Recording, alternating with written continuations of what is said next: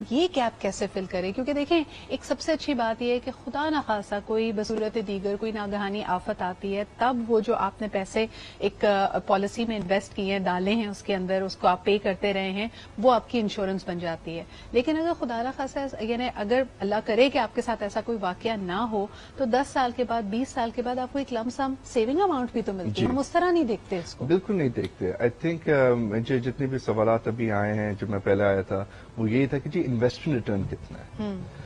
That's not the prime focus. आपने बिल्कुल सही बात की, 10 साल बाद, 20 साल बाद you get a maturity value, that is good, but the main focus is protection.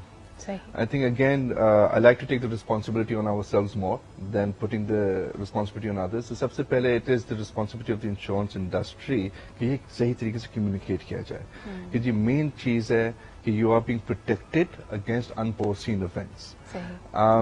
And then of course savings is the keyword, not investments. कि even if you have an education plan for your children, the idea is that when your children get to the age of going to college, you have a savings maturity benefit coming in your hand to be able to at least help with that education fees. So I think the key word over here, you rightly said, is savings and not investments. शेर साहब, क्या समझते हैं आप, जब हम बच्चों की बात करते हैं, लोगों की बात करते हैं, माइंडसेट में कितनी तब्दीली आई है? अगर मैं बहुत पुराने एड्स को देखती हूँ, उसमें यही होता था और लोग इस पे बार बार बात करते हैं कि बेटे की एजुकेशन या उसके कारोबार में पैसे लगते थे और बेटी की शादी के लिए पैसे जमा हो रहे होते हैं। उसमें तब्दीली आई है? Hopefully, देखिए the women population of Pakistan about 50%. अभी जिन्ना साहब की सालगिरह भी we were celebrating yesterday. He said कि no nation can progress unless its women don't stand shoulder to shoulder with men. 50% of our population. You can't ignore 50%. If we ignore 50% of our population, it's to our own detriment. I think we have to see it that way. Hopefully, देखें on a lighter note, हमारा एक jingle होता था, ए खुदा मेरे अब्बू. We have purposefully relaunched that. Hopefully you've seen it. Where it says "ए खुदा मेरे अब्बू" and then "ए खुदा मेरी अम्मी," just to emphasize the importance of a nuclear family.